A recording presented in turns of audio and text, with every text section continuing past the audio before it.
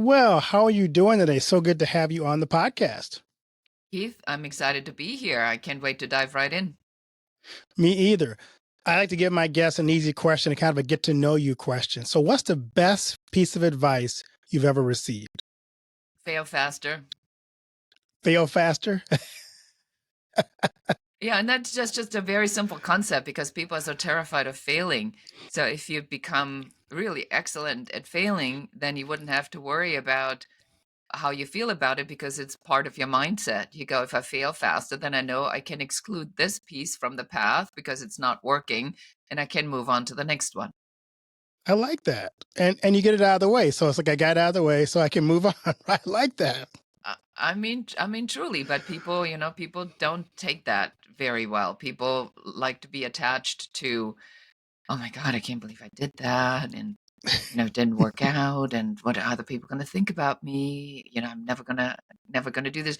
And there's like one story I have with that, Keith, that I always tell is like when you when you have a GPS in your car, and inevitably there's an update on the GPS and it says, Keith, you need to update your GPS, but you're very business. You got to go to service, you have to have a house call, you have phone calls to make, you need to come home, you need to Right. eat, whatever it is. And so you're not updating the GPS.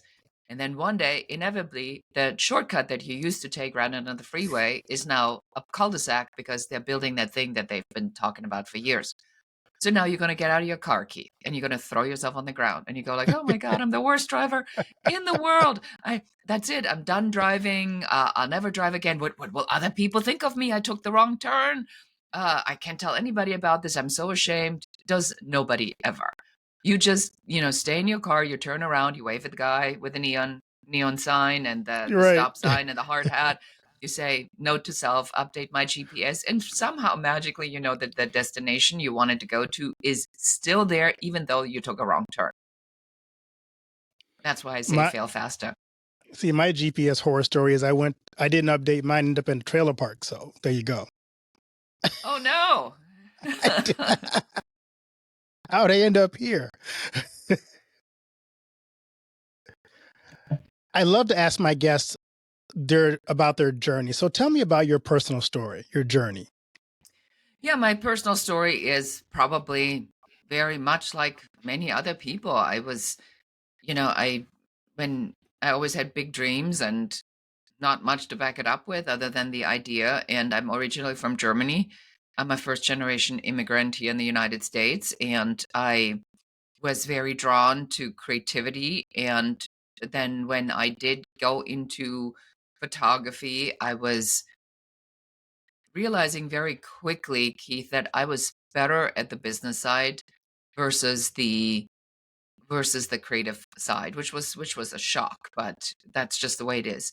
And so I focused my entire life on helping creative people, artists, big thinkers, thought leaders, visionaries to help them land planes. And that's kind of my passion in life is to look at what great idea other people have. And a lot of people that have great ideas circle at 30,000 feet and they can never land the plane.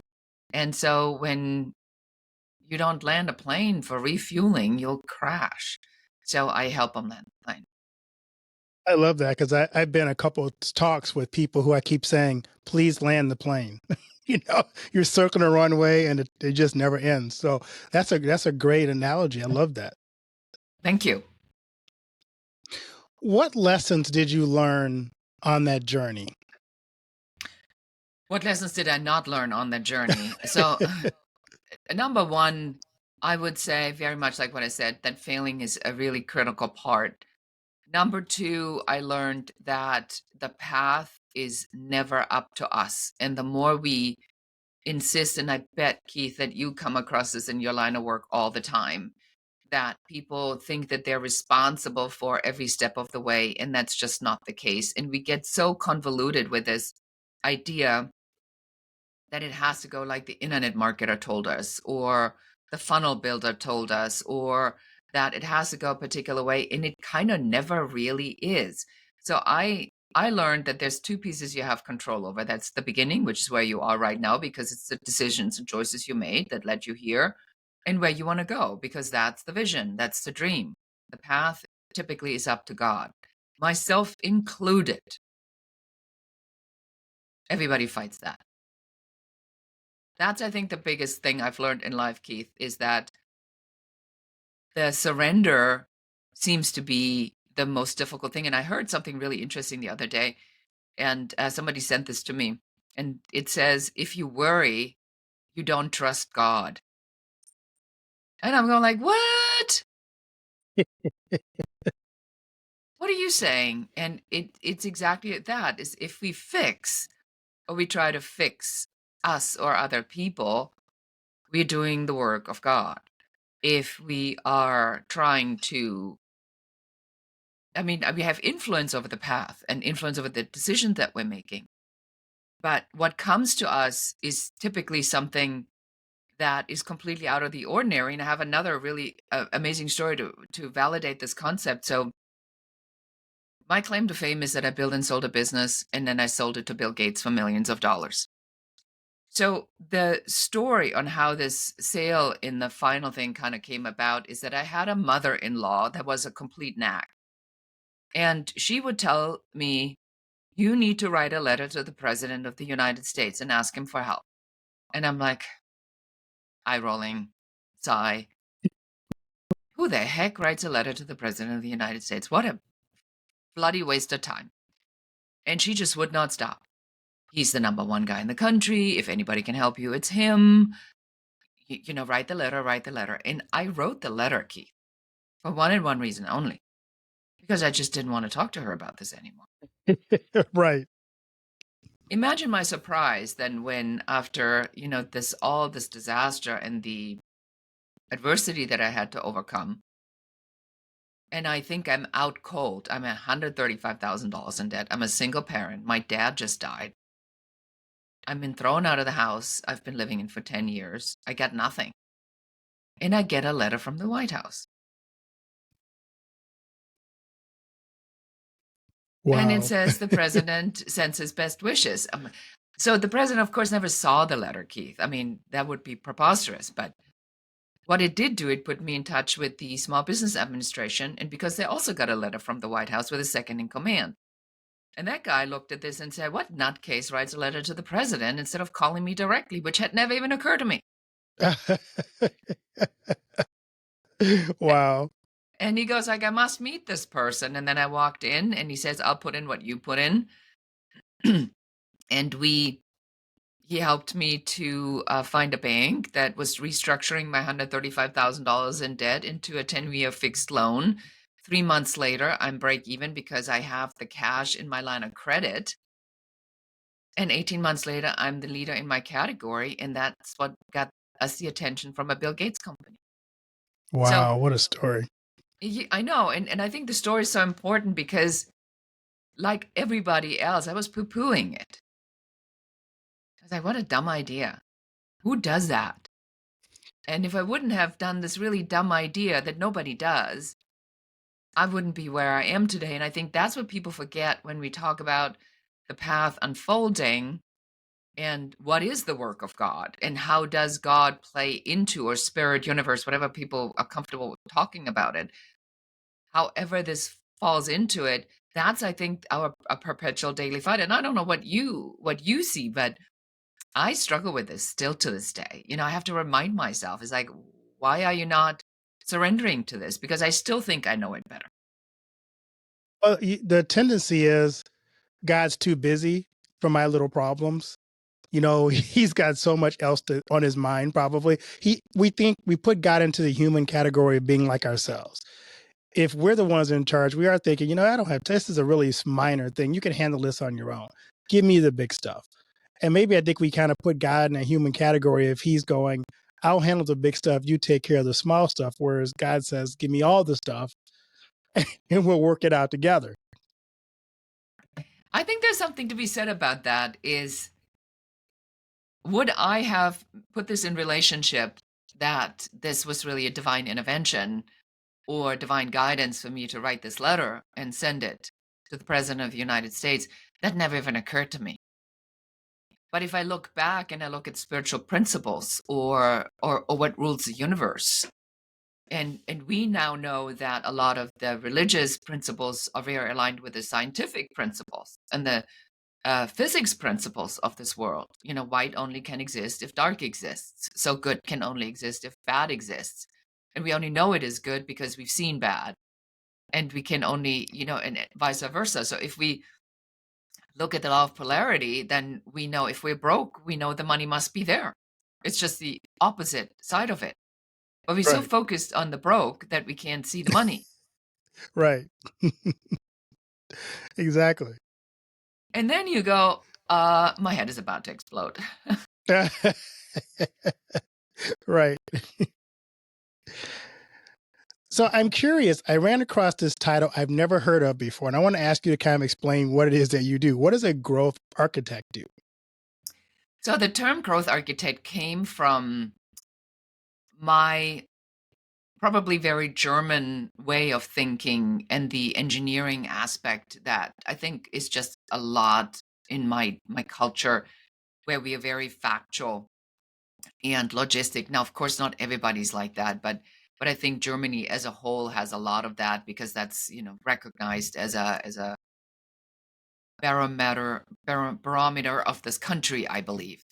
That everybody expects Germans to be very organized and, 1, 2, 3, 4, 5 and process oriented. Well, I happen to be. And when I look at people who come to me and ask me, how do I build my business? I always go like, how can you like not know that? It's so easy. It's like 1, 2, 3, 4, 5. And they're like, how did you do that? And I'm like, do what? And they said, well, I mean, how can you like know this? I said, well, it's obvious. And so I realized that what my process was a very automatic and very intuitive process of taking in information, reassembling it. And then I looked at if I build a house, there are certain things that you need to have. Like you need to decide where you're going to build the house. You're going to need to decide how big the house is. You're going to need to decide which way the living room is facing and how big the garage is. And you need to figure out if it's a 1 story or 2 story. And based on that, decisions have to be made, foundations have to be poured. And growth architecture is very much like that. I help you to figure out the blueprint of what you're wanting to build, but how you decorate it, I don't really care if you have the blue couch, the green couch, the yellow couch, the orange couch. I don't know if it's a 2-seater, a 6-seater. I don't really care about that. I just need to make sure that you're living in the house that you said you wanted. And so growth architecture for me is, again, it's like the sandbox is the blueprint. And within that blueprint, you still have a lot of decisions you can make autonomous, but it is a clearly defined parameter of what needs to be built. Love that. So let's look at you also have kind of three essential framework elements to grow your authority. So looking at that same process of a 1, 2, 3 step, what are those three essential frameworks to do that? Well, the first is, of course, always a strategy, because without the strategy, you don't know where you're going. You're just rudderless. A lot of people just get up in the morning and then dilly-dally through the day, and they get caught in their emails and they're passively answering things instead of having a project or a goal that they're going toward. And the second piece is growth, because we always need to be growing. We always need to be going somewhere.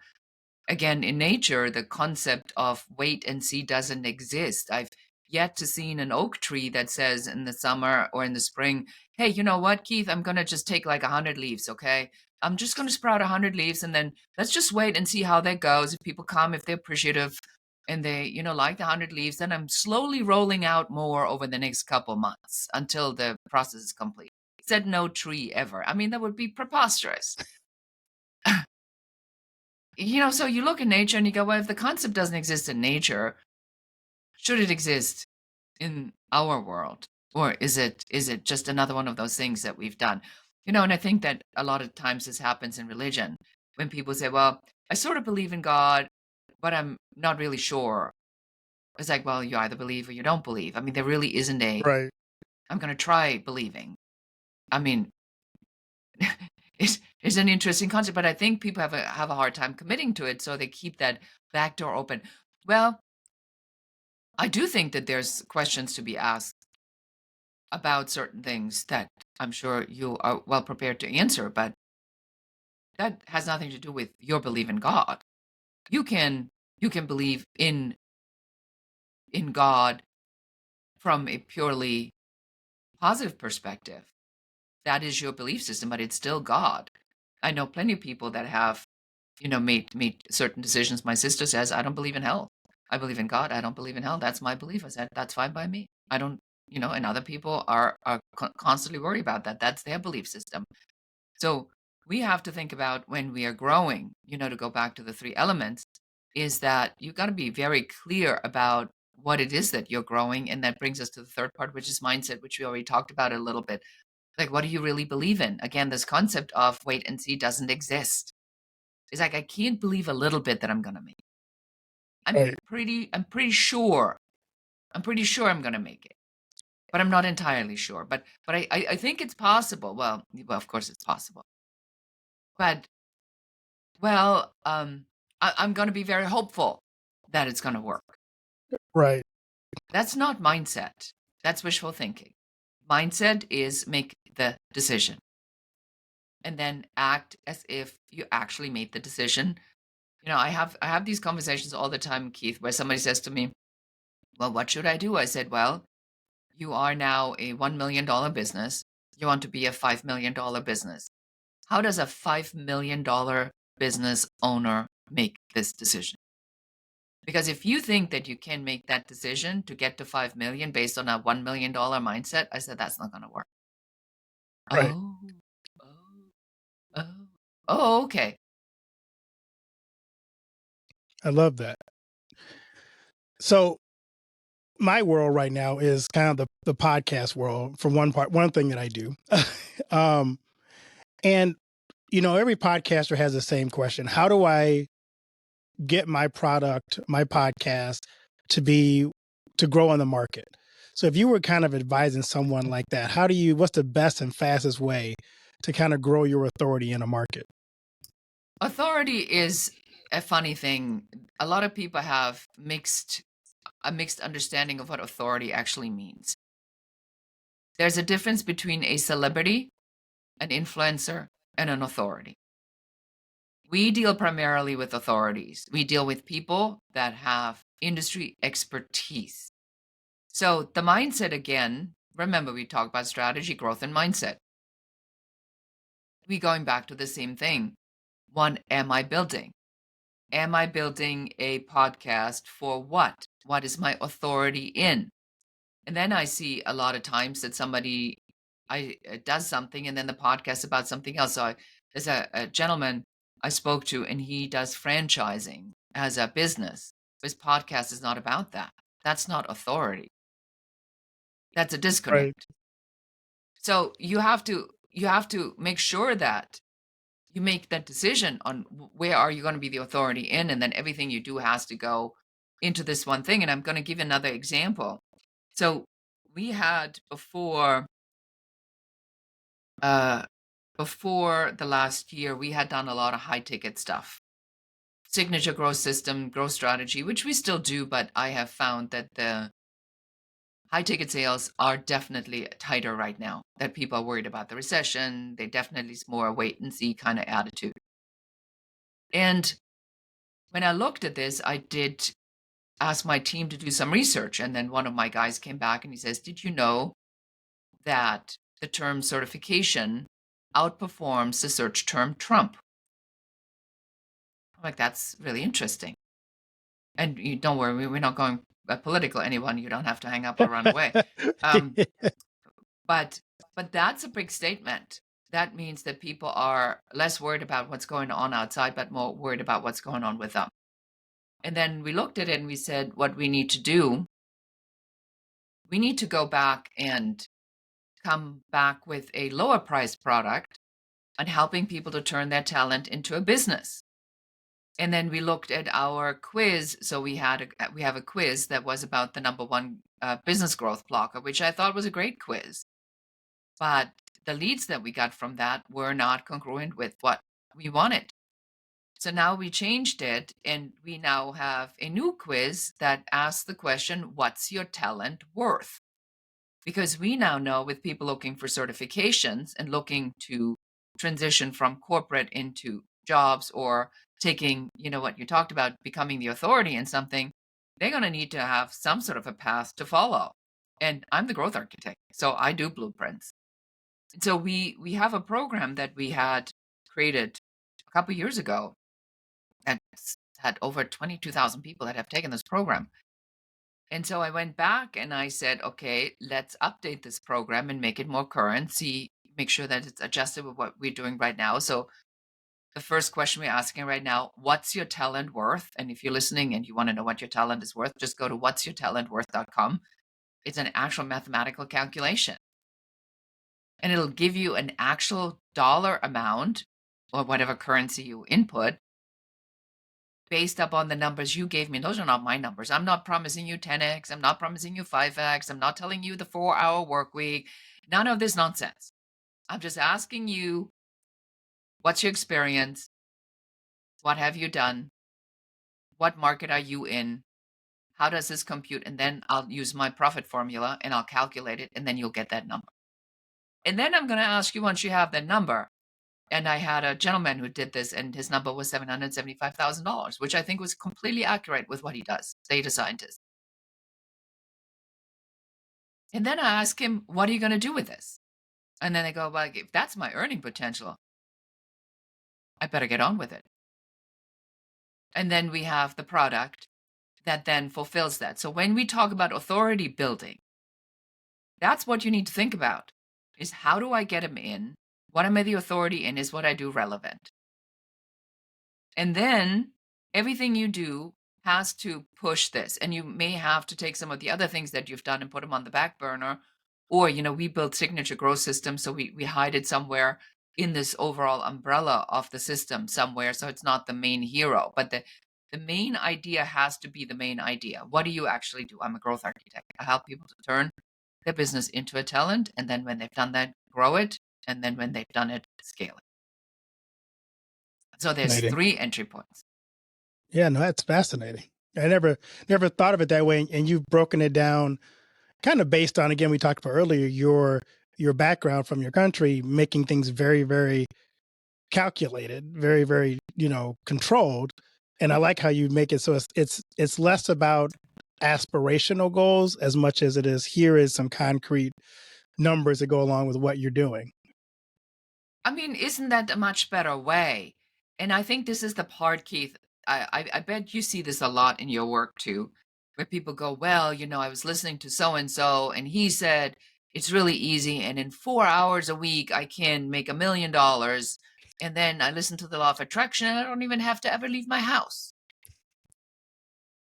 Right. Good luck with that. It's the law of being unemployed and homeless. It is the law of nothing, because Right. if you multiply 0 with anything, it is still a 0, which we also have in our mathematical calculation. So there is one piece in there. If you enter a 0, you're going to get a 0 result, because you can't multiply 0. That's really interesting. FYI. I also want to talk about your book. You have a book out, Happy Woman, Happy World. Tell us about that. Yeah, so Happy Woman, Happy World, I wrote because I felt that the way women are perceived, or what happens for women as a single mom, is very different to what the men's code is. A lot of times stuff happens on the golf course over the weekend that women didn't even know, because they're at home taking care of the kids, going to soccer games, karate, dance classes. And then I saw that women do a lot of really terrible stuff to other women. So it's not just the men, but a lot of women are behaving very terribly toward other women. And so I looked at what men do, and I'm like, well, they have a code. We don't. So how can I expect men who are, when I start my job, 50% of my competition, are going to interfere if the other 50% women are destroying each other? They don't even have to do anything. Why would they interfere with that? They go like, go ahead. 50% of my competition can take itself down to 10%. I'll take it. Right. My risk, my chances are much, much higher. And that's why I wrote the book, because I wanted women to take responsibility for who we are and what we do and say, hey, we need a code. And then I wanted to also tell women that they need to, that if the battle isn't here, the battle's out there, which is what we're seeing right now. I mean, the onslaught on women's rights again, not just here, but all over the world. And that's because we took our eye off the ball. Yeah, that's been disturbing to see actually. And I have not figured out yet why women haven't caught on to what's happening. Maybe more. It's not just women, but it's also Black Lives Matter. It's also Yeah. Asian Lives Matter. It's everything. I mean, it is the pendulum always swings that way. The minute there people are conscious about it, the government and corporations will do what they need to do to be in the graces. The minute something else like COVID happens and takes your eye off the ball, and somebody says, should we change the legislation? And everybody screams yes, because we don't really want to deal with it. And I'm an investor, so I get all the reports from Amazon and Google and the shareholder votes.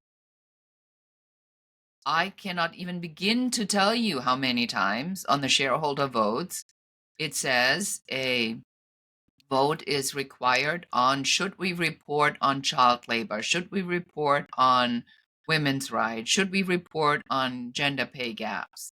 Should we report on discrimination? And guess what the recommendation is on every single one of them by the board of directors? What's that? Vote against it. Wow. So here they are on the outside, and they're telling you Amazon, Google, Facebook, Meta, whatever, we are so X and X and X and X. And then I get the shareholder vote. And it says the board of directors recommends to vote against any of these things that on the outside they say that they're doing. And then they can say, well, we put it on we voted on it, and it didn't, apparently it was not important to our shareholders. Wow. That's insightful. I had no idea that was going on. All the time. All the time. So, but that's to my point of my book is I wanted people to pay attention to this and say what you do does matter. Yeah, it does. That's very important to remember. I'm curious, in your position, what drives you every day? What is your why? And strange, sick desire to make an impact. I think for me, believe me, I'm right now in a point of my life. My daughter had a baby, so my whole role changes. I've been having, for the first time in my life, some health issues. I'm feeling anxiety pop up that I haven't had in 30 years. So I'm going like, WTF is going on here?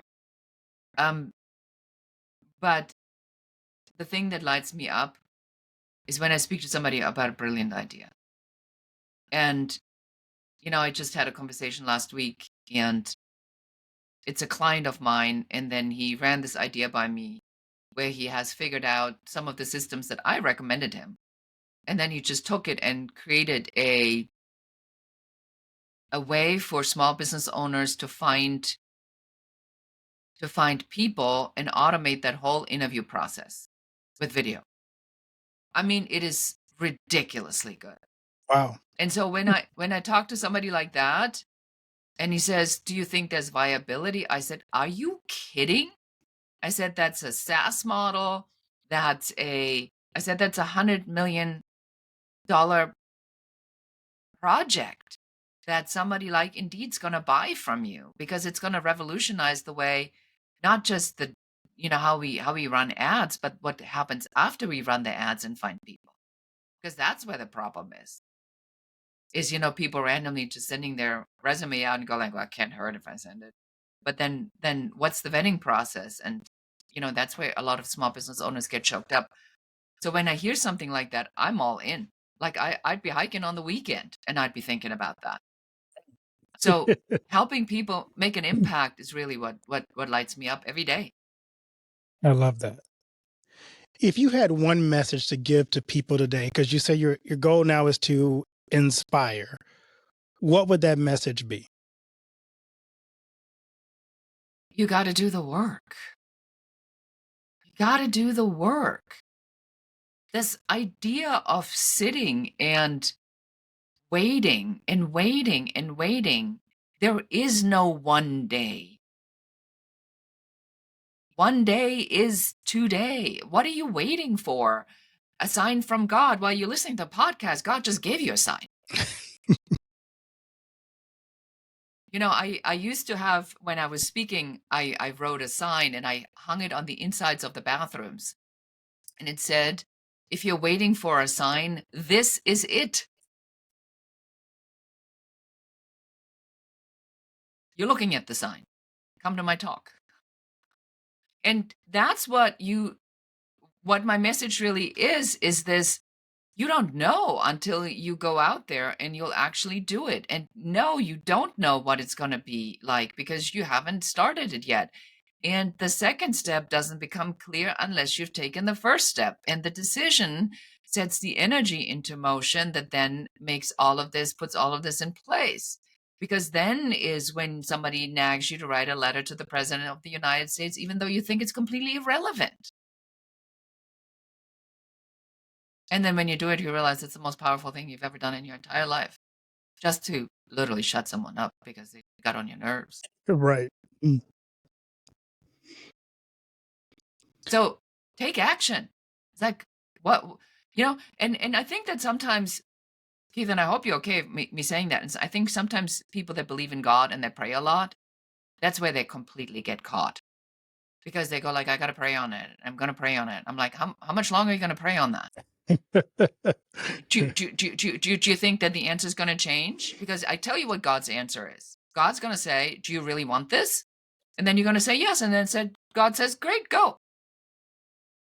You're done praying over that question.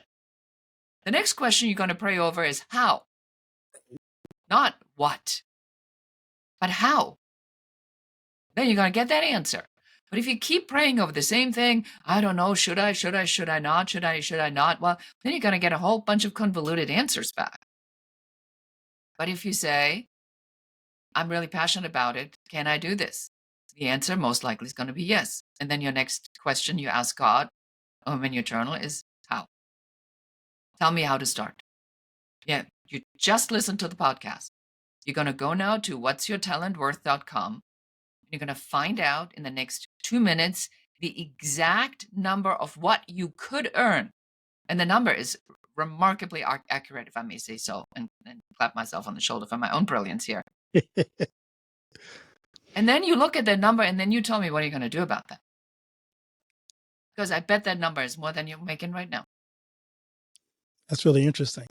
Going back to that point you made about praying, there's kind of a joke in my circles of, I prayed the guy would rescue me from this roof and he sent a boat. They sent another boat and then he sent a helicopter. And then I drowned and I asked God, why didn't you rescue me? And God said, I sent 2 boats and a helicopter. You didn't get on either one of them. So, maybe he does. He is answering our prayers, but we're still waiting for a different answer than the one God gave us. We go like, I asked for the Bentley. You're right. And you gave me a Toyota. It came as a crappy Toyota. That's not what I asked for. Right. I'm like, well, dude, it can't have been that bad then. Right. Because I would have tied myself to the roof of a Toyota if it would have been that bad. Right.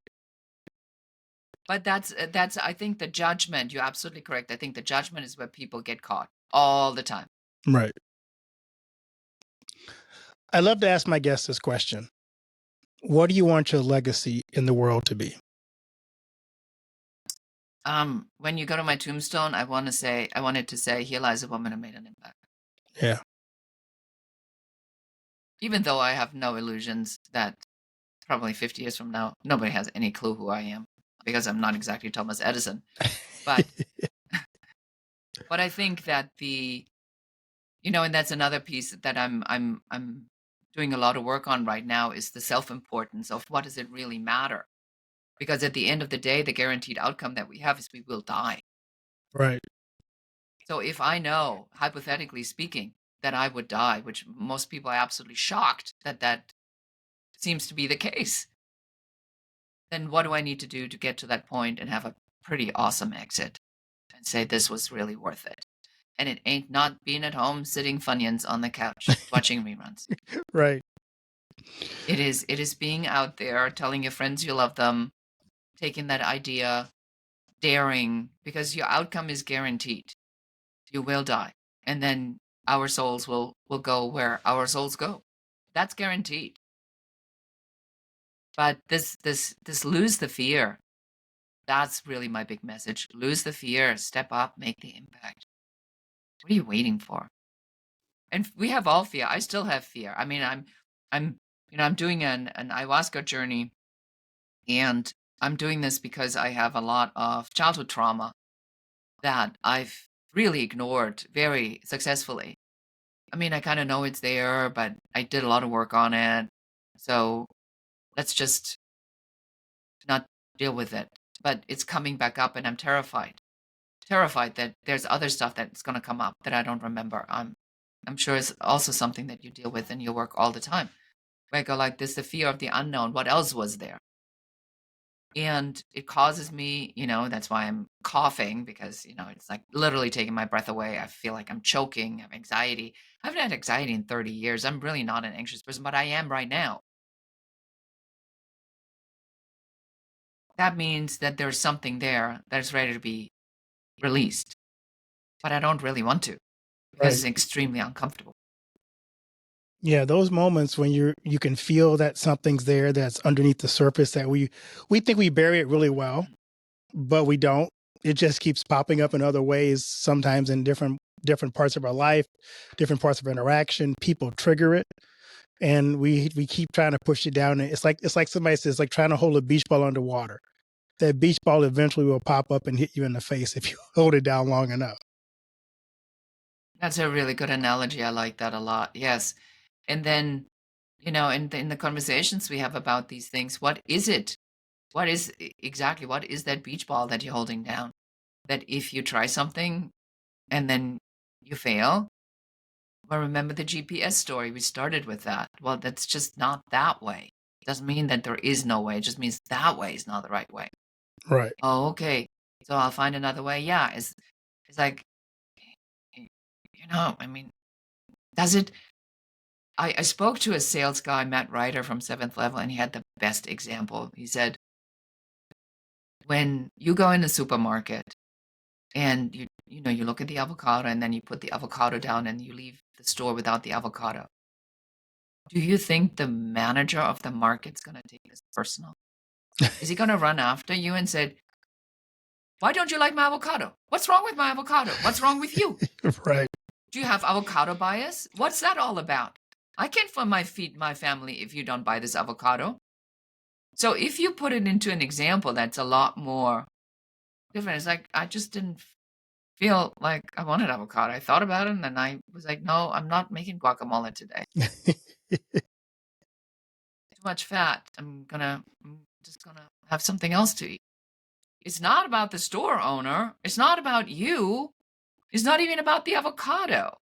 It's about that's just how things go. People make decisions. And that's what we have to remind ourselves to not take all this stuff so personal. And that's the hardest thing in the world. It definitely is. So people who've listened to us for the last little bit here may want to know, how do I connect with you? So give us your website and how to find you on social media. Yeah, so you can find me pretty much everywhere as the Growth Architect or Beate Chalette. I think I'm the only person with this name, believe it or not. Probably. And go take the quiz. What's your talent worth? As I said, And if you heard something where you say, I must speak to her, then go to uncovering.com. Make sure you mention Becoming Bridge Builders, the show, so that we can give you priority treatment. While we are at it, please will you do us a huge favor wherever you pick up the show? Will you go and give Keith a 5-star rating, subscribe to the podcast, and share this episode with one other person? Comments are really critical for engagement because it tells the algorithm this is a show worth listening to, and Keith is doing this as a labor of love, so give him some love back. I appreciate that. And thank you for just adding amazing content to the podcast list. And you do have so much that you have already given to the world. Just from our conversation, I can just see how you pour into people's life and help those ideas that they maybe have kind of in a very seed stage of it develop into a tree that really can blossom and make our world a better place. So thank you for unlocking people's dreams and their potential. Thank you so much for having me.